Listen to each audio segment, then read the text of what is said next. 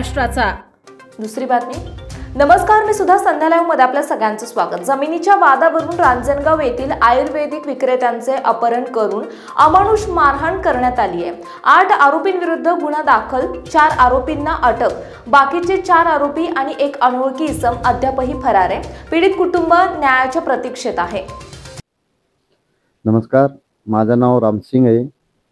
माझी थोडीशी जागाचा मॅटर होता, ते मला मारहाण केली तो लोकांनी। त्यांनी जागा माझी मागत होते। कोण लोक आहेत? मलखान सिंग, खेम सिंग, सागर सिंग, दिलीप, हे 5-6 जण आहे, 8-10 जण आहे ते, आणि ते ग्रुपचे तिकडचे।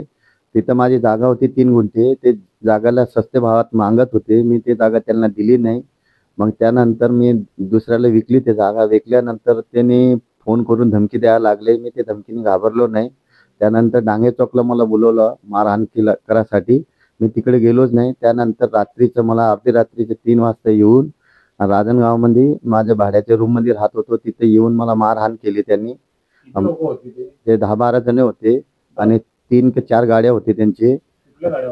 ते गाडीचं ते आहे आपले कार होती त्यांची। एक गाडी होती काळी आणि 2 गोल्डन कलरची होती, एक फोर्डची गाडी होती आणि 2 सजुकीची गाडी होती। तर असं करून त्यांनी रात्री मारहाण केलं। मारल्यानंतर मी अर्धरात्रीचं मी झोपलेलो होतो। रात्री दरवाजाचा आवाज दिला, त्यानंतर मी दरवाजा उघडल्यानंतर मला मारायचं चालू केलं त्या लोकांनी। 7-8 जण होते। मारता मारता मला रोडवर आणलं त्यांनी, गाडी तिथंच उभी केली होती। त्यानंतर माझी बायकोला पण त्यांनी कपडे बिपडे सगळे फाडल्यानंतर माझी 9 वर्षाची मुलगी होती, 4 वर्षाची मुलगी होती, त्याला बी त्यांनी ओढलं धरून पाय। त्यानंतर मी बायकोला म्हणलं, तू आतमध्ये जा, पोरींना घे आणि मी जातो, यांना मी बघतो त्यांना। तर असं करून मला मारहाण करून आणि त्यांनी गाडी मारहाण तुम्हाला करत होते। त्यांच्या हातात काय हत्यार वगैरे होते? हत्यार बियात लाकडे बिकडे होते आणि काय एवढं मला त्याला मला दिसायला बघासाठी मला चान्स भेटला नव्हता। त्यांनी पालता मार करून आणि ते मारत होते। आता तुम्ही जे म्हणताय की तुमच्या मिसेसला त्यांनी त्यांचे कपडे फाडले वगैरे, त्यावेळेस तुम्ही आरडाओरड केली नाही का? केले होते, पण कोण माणूस आला नाही तिथं। आल्यानंतर एवढा वेळ म्हणजे 10 मिनिटांमध्ये ते सगळं खेळ केलं त्यांनी। केल्यानंतर त्यांनी मला गाडीत टाकलं आणि परत ते 2 माझ्या रूम मध्ये गेले। तर मी यांना म्हणलं कुंडी लावून घे, तोपर्यंत यांच्या संग काय झालं ते यांना माहिती आहे। पण मला जसं गाडीत टाकलं तिथं बी मारहाण केल्यानंतर मला 4-5 गाडीने ते हिंजोडीला नेलं होतं। तिथं बी मारहाण करून आळंदीला बी मारलं होतं आणि तिथं जाऊन हिंजोडीला त्या 5-6 जण होते, त्याने तिथं बी मला मारहाण केली। माझी डोक्यावर चपलाचे पाय ठेवले आणि माझी शेंडी जी होती, चोटी होती, ते कापली। हिंदू से मुसलमान बनाएंगे ऐसा बोल के, म्हणजे चोटी पण माझी कापली त्यांनी।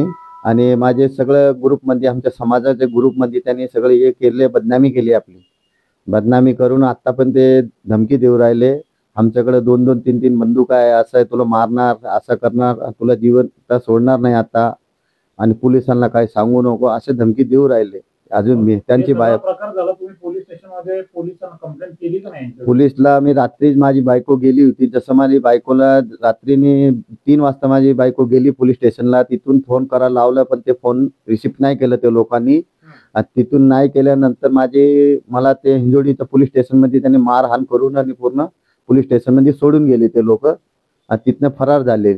आणि त्यानंतर या पोलिसांनी सकाळी मी तिथून आल्यानंतर मग मी राजनगाव पोलीस स्टेशनमध्ये कंप्लेंट केली, पण त्यांनी फक्त 4 आरोपी धरलेले, बाकीचे फरार आहे 7-8 जण। आणि तिथून पुढे काय त्याची हे करू नाही राहिली पोलीस वगैरे। आता तुमची प्रमुख मागणी काय आहे? आता मला फक्त इन्साफ पाहिजे आणि आपली जे बिरादरीमध्ये आपली इज्जत गेलेली आहे, जसं त्यांनी आपल्या संग केलेले आहे तेच घटना आम्ही त्याला फक्त बायकांनी त्यांनी चप्पल मारायला पाहिजे। माझी